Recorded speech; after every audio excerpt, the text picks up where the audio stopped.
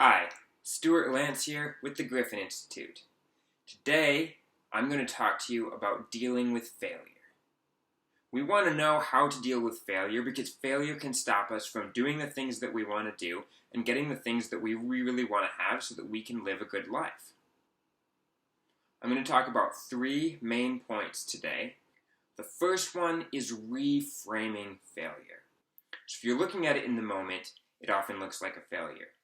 If a long time has passed since the event, it often just looks like a step on the way that you're going. Now, the cool thing here is that your mind doesn't know the difference between a long time passing and you just imagining that a long time has passed. So you can think to yourself when something happens that feels like a failure that's really getting you down, this is just a step in the direction that I'm headed. I heard a story once about a fellow who talked about how when he was young, everyone told him he was really good at drawing.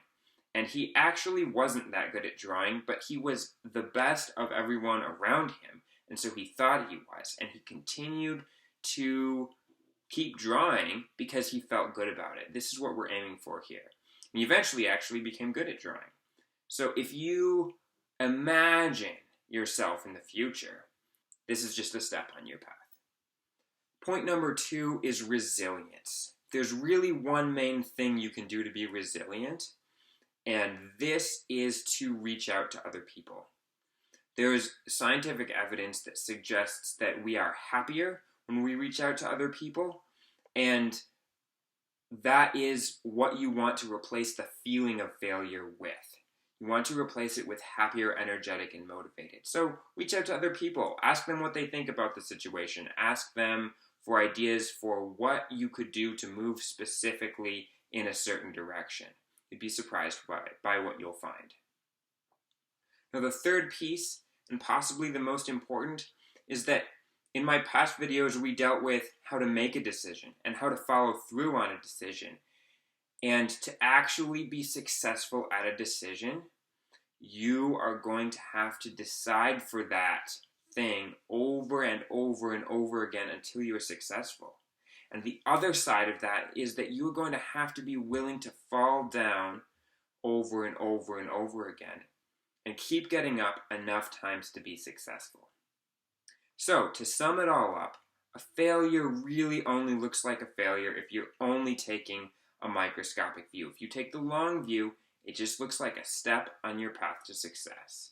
Number 2, you're going to want to feel good because feeling good is going to motivate you to do the things you need to do to get what you want. And everyone in life wants what they want. They want it by definition because it'll feel good to them. And so to have a good life, you have to start by feeling good. And you start by feeling good by reaching out to other people. Number 3 is that you have to decide over and over and over again for your goal when it doesn't seem convenient, when it doesn't seem fun, when you don't want to. Every time you fall down, you're going to have to decide for that goal again long enough to be successful. You have to be willing to decide consistently for the same thing long enough to be successful. If you've enjoyed this video or found it to be instructional in any way, please feel free to subscribe or like it. I put out more videos regularly.